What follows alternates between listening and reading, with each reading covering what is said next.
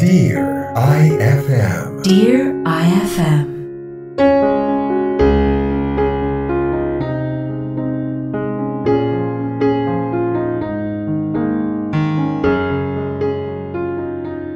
Dear IFM. Bago ko simulan ang kwento ko, hayaan niyo muna sana akong bumati ng isang napakagandang tanghali sa lahat.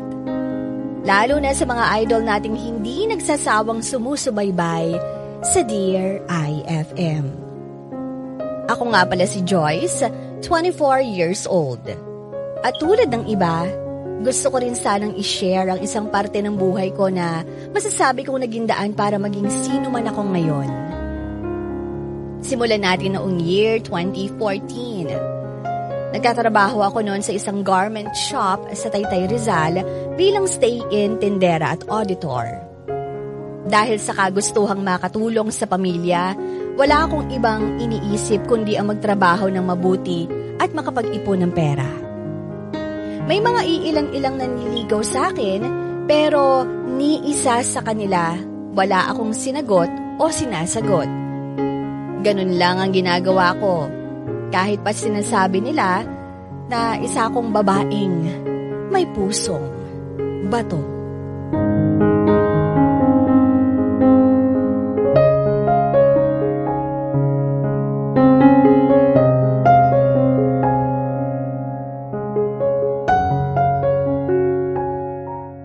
Salamat po. Uy, Mars, nagugutom na ako.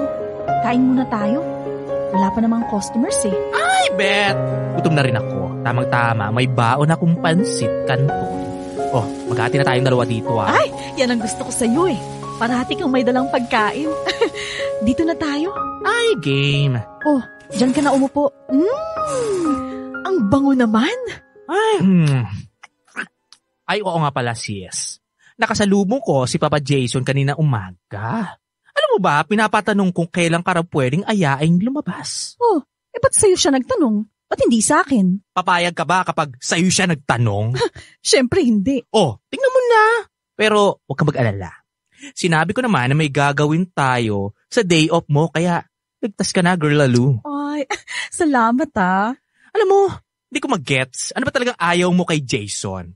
Gwapo naman ang boylet, pagi naman kayo. Ano problema? Naku, hindi dahil gwapo, jojowain mo na. Hindi ako sa pisikal nakatingin, no? Hindi yun ang hanap ko. Ay! O sige nga, sabihin mo sa akin, ano ba ang hanap mo? Pera! Char! Siyempre, true love. O bakit? Mahal ka naman ng tao ah. Hindi yun ang hinahanap kong love. Kasi yung kay Jason, mababaw lang yun eh. Oh, paano kung may dumating? Sige nga, pagbibigyan mo ba? Ewan ko. Alam mo, syunga-syunga ka rin ano? Pasabi-sabi ka na gusto mo true love, tapos ganyan ang sasabihin mo, ewan ko? Alam mo naman kasi yung sitwasyon ko, di ba? Nagtatrabaho ako para sa pamilya ko. Para sa kinabukasan namin. Para naman umangat-angat kami sa buhay. Nakakapagod na kayang maging mahirap. Kaya hanggat maaari, nasa trabaho lang ang atensyon ko. Ay, Bet. Nakita ko nga yung mga pagsisikap mo, di ba? Kung makakatipid ka, kulang na lang, wala kang gastusin ni piso. Ganun talaga. Kaya kung dumating man, sana yung true love na. Kasi kapag totoong pag-ibig, hindi ka hihilahin pa babae. Tutulungan kang makaangat. Ayoko yung lalaking magdidistract sa akin para hindi ko matupad ang mga pangarap ko. Ay, malay mo si Papa Jason na pala yun. Ba't mo ba pinipilit yung Jason na yun? Type mo, no? Sige, sa'yo na lang. Hindi kita pipigilan. Ay, syunga. Sa'yo ko nga tinutulak para naman magka-love life ka na. Ha? Hindi ka ba nalulungkot na single ka na? Wow!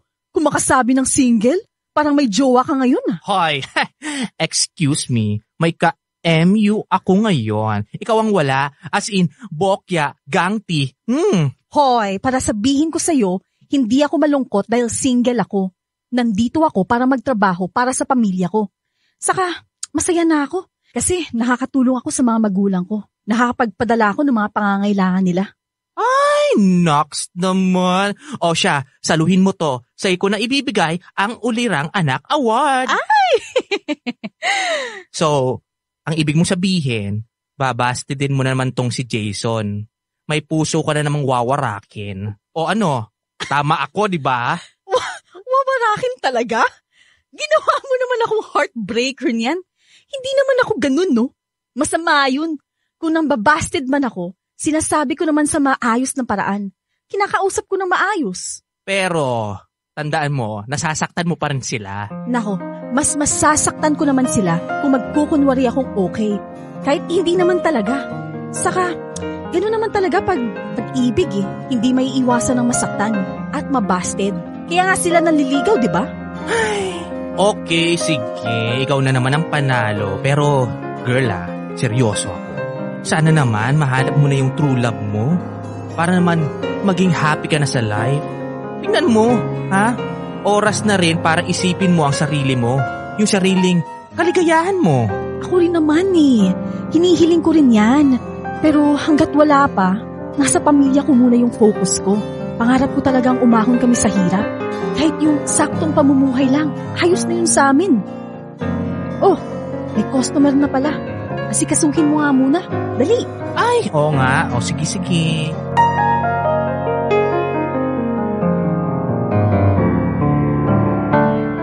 Trabaho at pamilya lang na natili ang focus ko.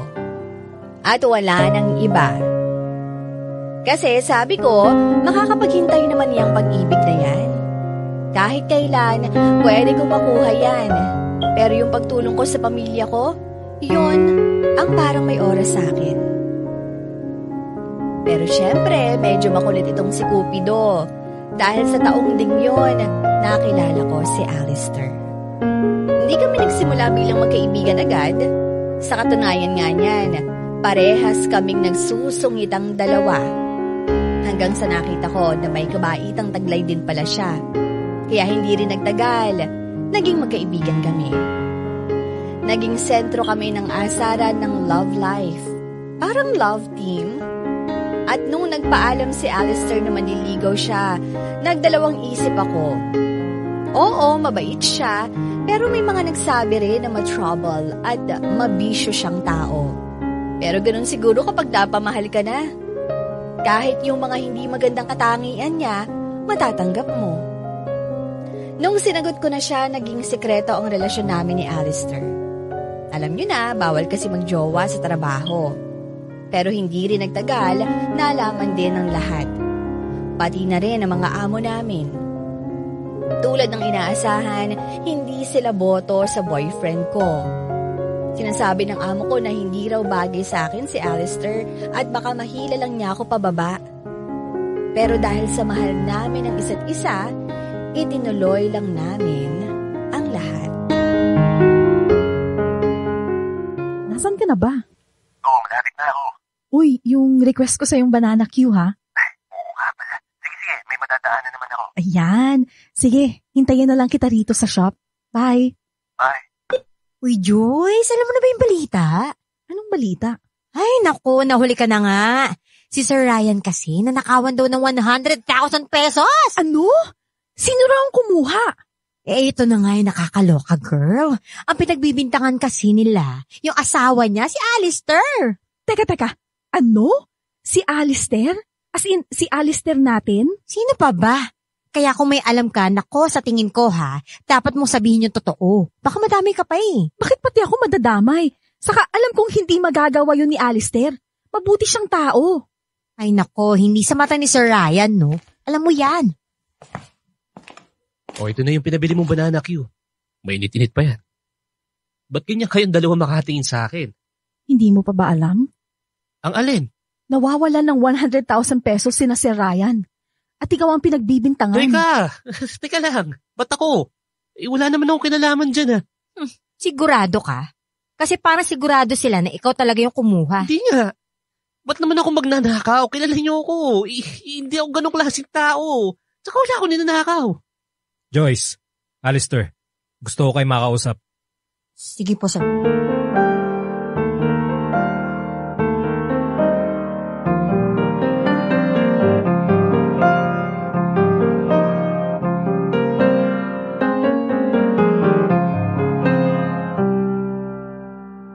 Sigurado naman ako na alam nyo na kung bakit ko kayo pinatawag dito, di ba?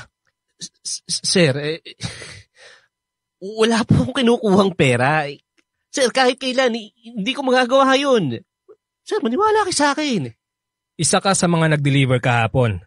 At kahapon lang din kami nawala ng pera. Teka, bakit ako ang pinagbibintangan ninyo?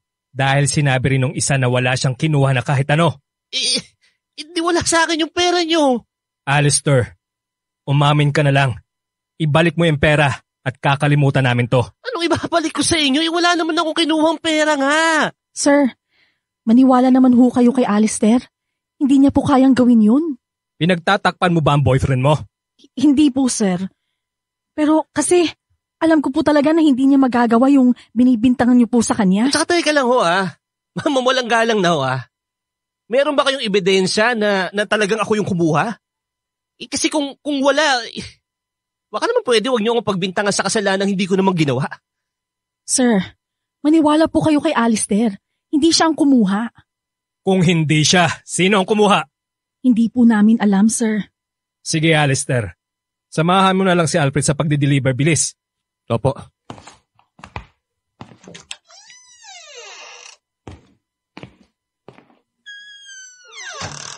Joyce, malakas ang kutob ko na yung boyfriend mo ang nagnakaw ng pera. Alam ko po na mabisyo dati si Alistair. Pero hindi po kasama ron ang pagnanakaw. Maniwala kayo sa akin, sir. Sa'yo? Maniniwala ako. Parang hindi ko na yata gagawin yun ngayon. Malay ko ba na sa sobrang pagmamahal mo sa lalaki na yan pinagtatakpan mo na lang siya sa kasalanan niya? Hindi po, sir.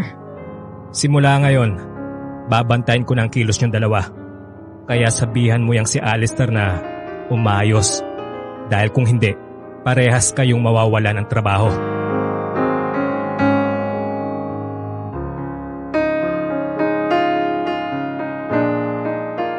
Sa totoo lang, alam ko naman na wala talagang kinuhang pera si Alistair sa mga amo namin. Alam ko na ginawa lang nila yon para siraan ang boyfriend ko sa akin. Pero dahil din doon, hindi na ako pinagkakatiwalaan ng mga amo ko. Iniisip pa rin nila na pinagtatakpan ko ang boyfriend ko na hindi naman talaga totoo. June 2015, habang nakabantay ako sa tiyangge namin, nagulat na lang ako na makitang dala-dala na ni Alistair ang gamit niya. Sinabi niya na pinalayas daw siya ng mga amo namin. Inaya niya akong sumama na sa kanya pero hindi rin naman nangyari. Nalaman kasi ng mga amo ko ang balak namin at syempre, hindi sila pumayag. Marami kaming pinagdaan ng dalawa. Para kaming dalawang taong nagmamahalan na pilit pinaglalaroan ng tadhana. Hanggang sa heto na nga, nagdesisyon na kaming mag-live-in. Total naman, tinanggap na siya ng pamilya ko. October 2015, naalaman kong buntis na pala ako.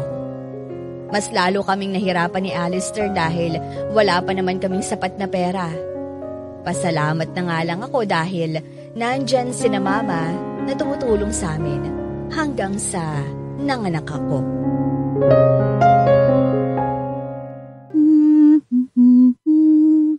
Ay, anak, ang tagal naman ng papa mo dumating. Nasaan na kaya yun? Oh, Joyce, nasaan na si Alistair? Tayo maggagabi na. Matutuloy pa ba ng uwi yung asawa mo? Opo, ma. Tumawag siya sa akin kagabi. Ngayon daw po siya uuwi. Baka na-traffic lang po. Mabuti naman. Akala ko hindi na uuwi . Isang beses sa isang buwan na nga lang siyang dadalaw sa inyong mag-ina. Kaya dapat lang na matuloy siya ngayon. Nga pala, nakita kong halos wala ng gatas ang apo ko. Ay naku, may pera pa ba kayong pambili? Meron naman po, ma. Kasusweldo lang po ni Alistair nung isang araw. Kaya baka may dala na po siyang gatas saka diaper. May kumakatok. Baka siya na yan. Sige na. Pagbuksan mo na yun. Opo.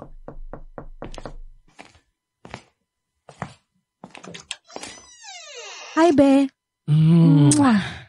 Pumasok ka na. Ito na yung gatas tsaka diaper na pinabili mo, ha? Yan lang yung nagkasya sa budget, Hayaan mo na. Kayang-kaya ko naman tong pagkasyahin. Kumain ka na ba? Di pa nga eh. Paghahanda kita ng makakain. Salamat ah.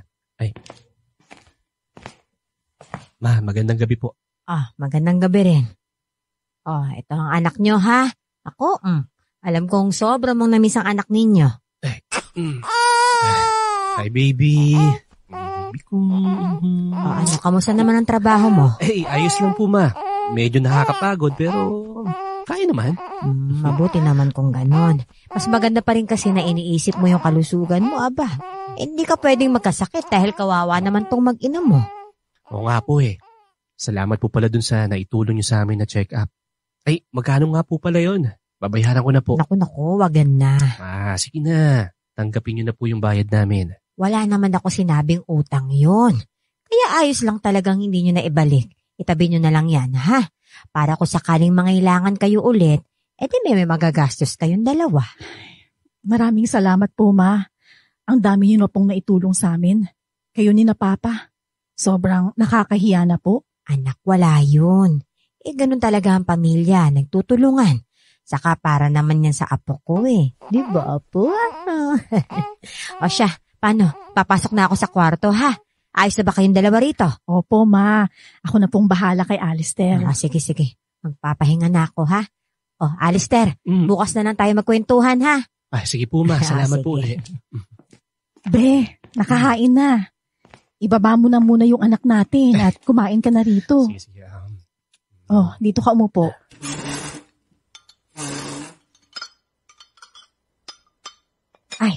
Tubig mo nga pala. Be, hanggang kailan ka naman dito? Hanggang sa linggo lang. 2 araw lang ako pwedeng nandito eh. Kasi sa Lunes, marami kaming gagawin. Nasa bag ko na pala yung pera. Kuhain mo na lang. Sige. Oo nga pala. Huwag mong kalimutan na kailangan pa nating bumili ng vitamins ng bata. Oo nga pala. Nawala sa isip ko eh. Nako. Sakto lang yung dala ko ngayon eh. Di bale. Didiskartehan ko na lang next week ha. Sige. Kasya pa naman yung hanggang next week eh. Pasensya ka na ha. Parati na lang sakto yung pinapadala kong pera. Madalas kulang pa. Buti na lang nandyan yung pamilya mo. Tinutulungan tayo kapag medyo nagigipit ako. Oo nga eh. Pero, Be, ayoko sana na parati tayong nakaasa kina Mama ha. Nakakahiya na rin kasi. Alam ko naman yun. Todo yung pagtitipid ko. Para kahit papano, hindi pumapala yung padala ko sa inyo. Siyempre, habang lumalaki yung anak natin, mas lalo rin lumalaki yung gastos. Kaya nga eh. Iisipin ko pa nga lang, sumasakit ng ulo ko. Relax lang. Diba sinabi ko naman sa'yo na ako ang bahala sa lahat? Pero Be, nahihirapan ka na eh. Ako, parte naman yun ng pagiging magulang. Pero ang mahalaga naman, kinakaya natin. Nakakaraos tayo. Hanggang ganito na lang ba tayo? Kontento na sa sakto? Kasi hanggat maaari, ayokong ganitong buhay ang ibibigay natin sa anak natin. Alam ko yun. Kaya nga nagsisipag ako sa trabaho eh. Tsaka huwag kang mag-alala. Malalagpasan natin to. Basta magkasama tayong dalawa, kakayanin natin lahat.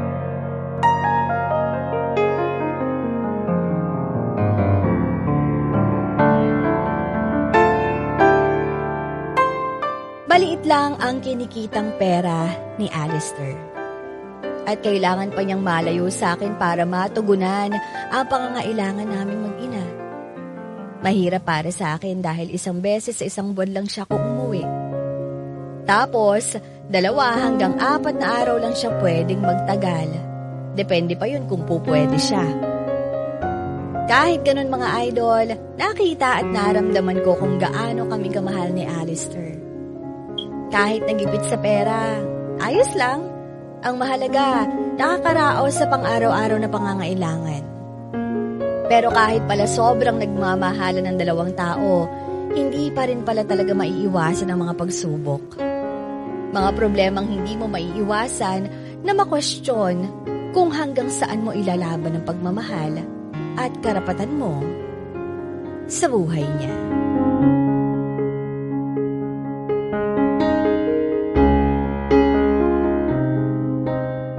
October 2017, Muli ako nanganak sa pangalawa namin ni Alistair. Ganun pa rin, isang kahig, isang tuka pa rin kaming dalawa. Maayos naman sana ang lahat hanggang sa dumating ang June 2019. Nalaman kong may babae ang kinakasama ko. Nakita ko ang mga sweet comments ng babae niyang si Leia sa Facebook post niya. Hindi ko malaman kung anong gagawin ko ng mga oras na yon. Hindi ko alam kung paano ko ilalabas ang galit ko. Magwawala ba ako? Tatawagan ko ba siya at mumurahin? O iiyak na lang ba ako sa isang tabi?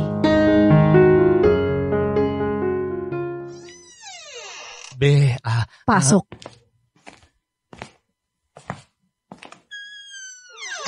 Nasaan yung anak natin? Pinasama ko muna kina mama na masyal sa labas. Dahil kailangan nating mag-usap. Huwag mo ako mabebe ngayon ha. Dahil hindi ako natutuwa sa'yo. Kaya nga ako umuwi para magpaliwanag sa'yo. Okay, sige. Hahayaan kitang magpaliwanag. Pero sagutin mo muna ang tanong ko. May relasyon ba kayo ng Leia na yun? Joyce! Ano? Kayo ba? Joyce naman magpapaliwanag. Sagutin mo muna ang tanong ko. May relasyon ba kayo ng Leia na yun? Oo. Sabi ko na nga ba eh. Tama yung hinala ko na babae na ang tinatrabaho mo sa malayo. Bakit, Alistair? Bakit mo to ginagawa sa akin? Alam mo namang mahal kita, di ba? Joyce, alam mo rin naman, di ba? Alam mo, mahal din kita. Niloko mo ko. Joyce naman. Naghanap ka ng ibang babae. Nagpakasasa ka sa kandungan ng iba. Tapos, sasabihin mong mahal mo ko? Anong klaseng pagmamahal ang alam mo? Hindi ko naman sinasadya eh. Hindi ko sinasadya. Joyce, malungkot mag-isa. Hindi ko kayo parating kasama. Tapos Joyce, dumating si Leia. Siya yung nagpawala ng lungkot ko eh. At anong klaseng pagpapawala ng lungkot ang ginagawa niya sa'yo? Pinapatungan ka ba niya? Ano? Masarap ba? Ha? Sagot, Alistair. Joyce, patawarin mo ko. Patawad. Binigay ko naman sa'yo lahat, di ba? Minahal kita ng sobra. Alam mo yan. Nung mga panahong walang naniniwala sa'yo, lahat sila hinuhusgahan ka. Sorry. Sinong nasa tabi mo? Ako, di ba? Kahit na sinasabi nila na wala akong mapapala sa'yo, minahal pa rin kita. Kasi malaki ang tiwala ko sa'yong hindi mo ako sasaktan. Pero ano? Bakit ganito? Alam ko magkamali ako, Joyce. Alam ko yun. Alam ko, inaamin ko na naloko kita, na maging makasarili ako. Pero, Joyce, maniwala ka sa akin. Mahal kita. Bakit hindi yun ang nakita ko? Alam mo ba kung gaano kasakit sa akin na lantaran kayong naglalantian sa Facebook? Na para kang walang pamilyang naghihintay sa'yo rito? Na parang parehas kayong hindi nahihiya sa mga pinaggagawa niyo? Sorry. Nawalan ka na ba ng respeto sa akin? Hindi, Joyce, hindi. Ano? Ano bang kulang sa akin? Ano bang hindi ko na maibigay sa'yo? Ano? Joyce, makinig ka sa akin. Please, makinig ka. Mahal kita. At yung nagawa kong kasalanan, sobrang pinagsisisihan ko yun. Joyce, patawarin mo ako. Simula ngayon, lalayo ako na siya. Paano pa ako magtitiwala sa'yo, ha? Di ko alam. Paano? Di ko alam. Pero nangangako ako sa'yo na yung tiwalang ibibigay mo sa akin ngayon, Joyce, hindi ko sasayangin. Ayoko mawala kayo sa akin. Ayoko mawala kayo sa akin. Ayoko iwan mo ako. Joyce. Joyce, hindi mo kakayanin eh.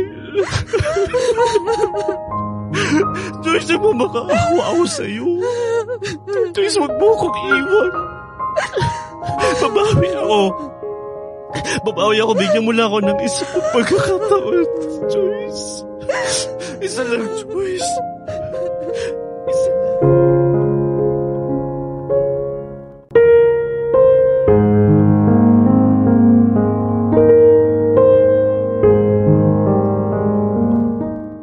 Nagkaayos kami ng mga oras na yon.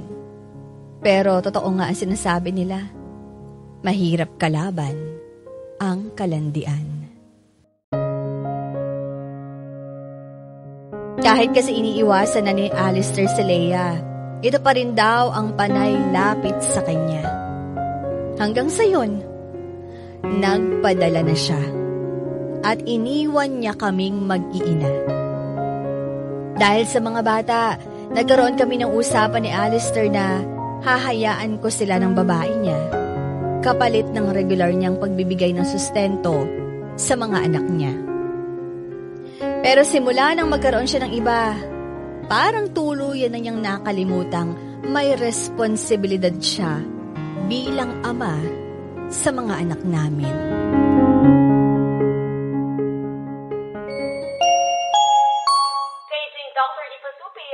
Dr. Di Pasupia, please proceed to the emergency room. Ito na anak ha, nabayaran ko na yung bill. Hintayin na lang natin yung doktor para sa discharge form ha. Sige po, Ma.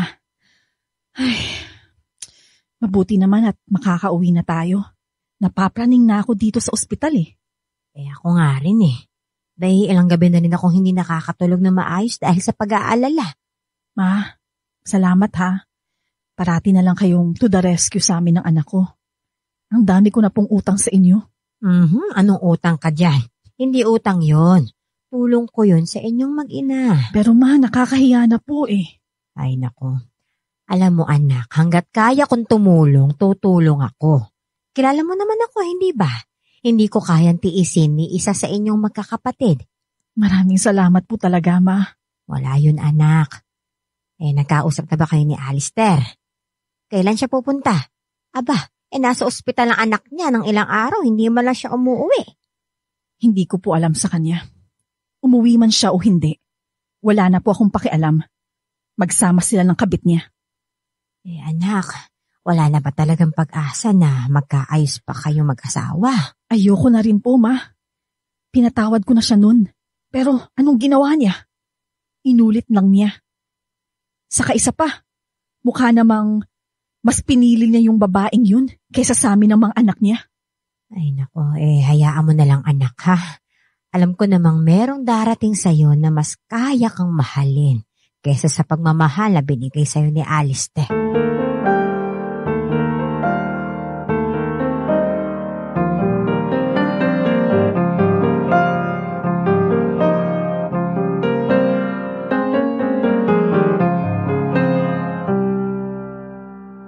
Alistair?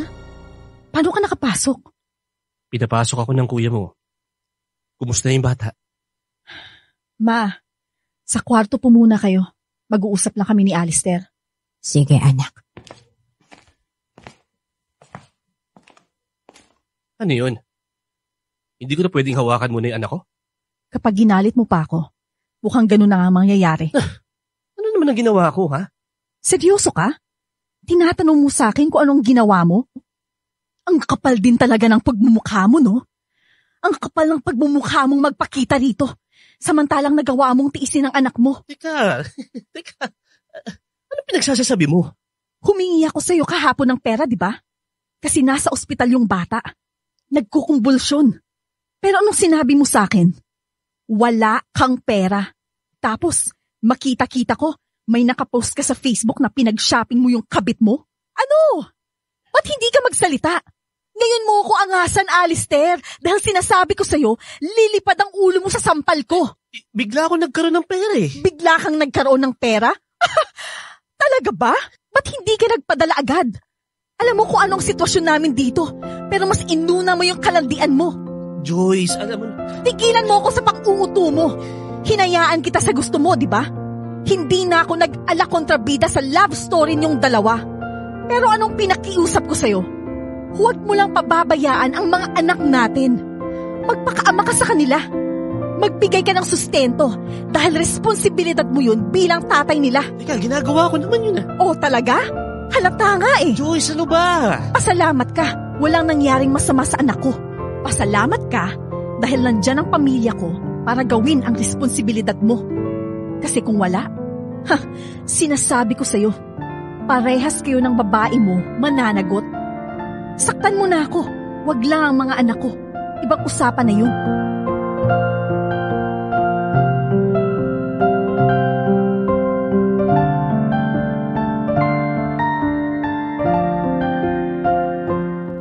Lilinawin ko lang. Hindi si Alistair ang hinahabol ko, kundi ang responsibilidad niya bilang ama sa mga anak ko. Parati kong sinasabi, saktan na nila ako, ayos lang. Sige lang, hindi ako papalag. Pero kapag mga anak ko na ang napabayaan at napasawalang bahala, doon ako hindi papayag. At dahil sa mukha talagang isang salita si Alistair, October 2019, pinatawag ko silang dalawa ni Lea sa barangay kung saan sila parehas nagtatrabaho. Doon kami nagkapirmahan ng isang agreement sa harap mismo ng attorney. Nakasaad doon na kapag hindi nagpadala si Alistair ng sustento para sa mga anak namin, parehas ko silang irereklamo. 4,000 kada buwan para sa 2 bata. Nagawa naman niya yon, pero hindi rin nagtagal. Bumalik na naman kami sa dati. Sandali lang. Oh, Alistair. Bigla ka yatang naging kabuti ngayon. Sumusulpot na lang bigla. Pwede ba tayong mag-usap? Pasok.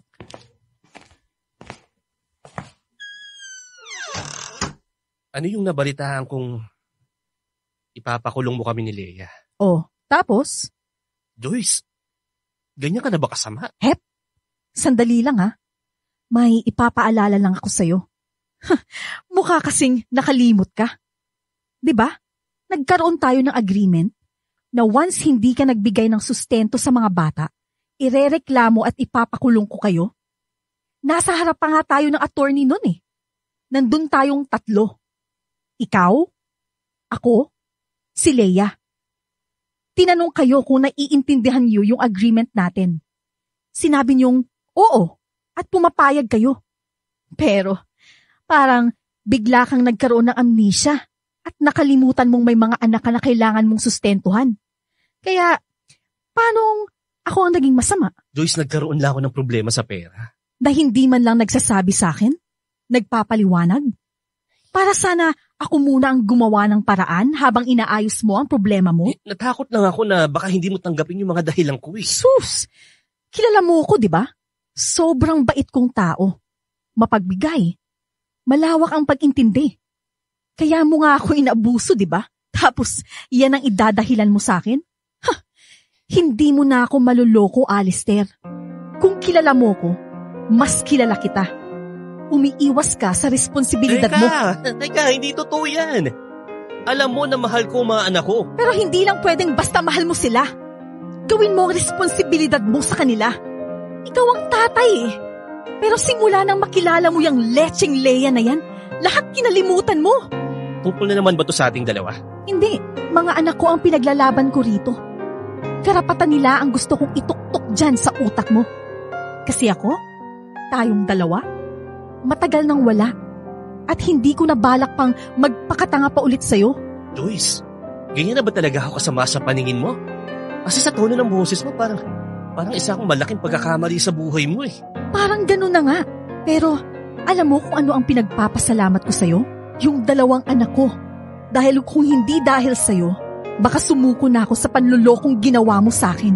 Sila ang naging lakas ko. Kaya hindi ko hahayaan na mabasura ang karapatan nila sa'yo. Kaya kung ayaw mong makulong, kayo ng babae mo, umayos-ayos ka ng desisyon mo sa buhay mo.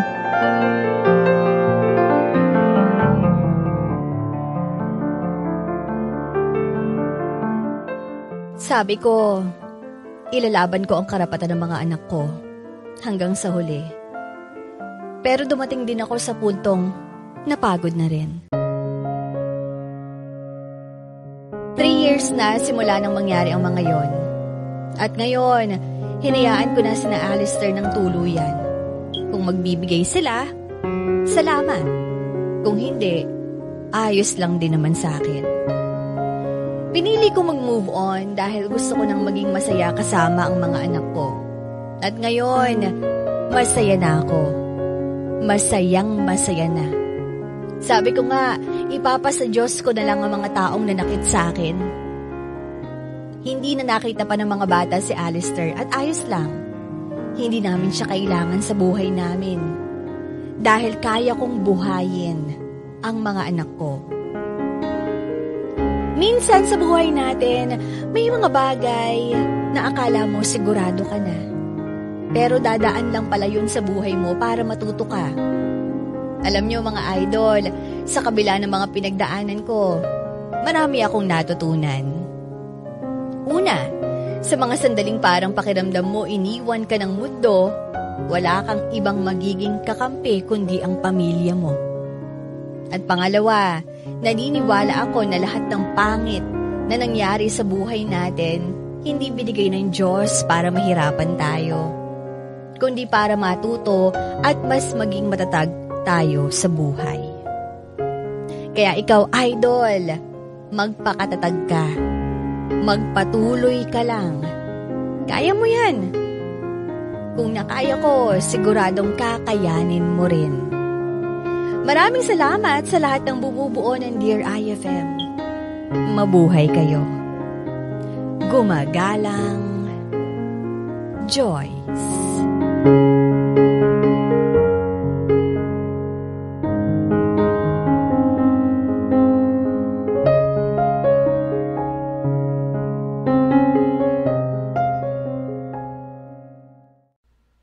Idol, may kwento ka bang nakakakilig? O di kaya naman may kurot sa puso? Pampagood vibes. O baka naman gusto mo lang makapagbigay ng inspirasyon? Halika! Pwedeng-pwede kang magpadala ng kwento ng buhay mo sa amin. Magpadala lang ng sulat sa email dearifmstories@gmail.com o di kaya naman mag-PM sa official Facebook page namin. Hanapin lang ang Dear IFM at kami nang bahala sa'yo. Malay mo, kwento mo na pala ang susunod na mapapakinggan. Ano pang hinihintay mo? Ikwento mo na yan dito sa amin sa Dear IFM, kung saan una ang kwento mo.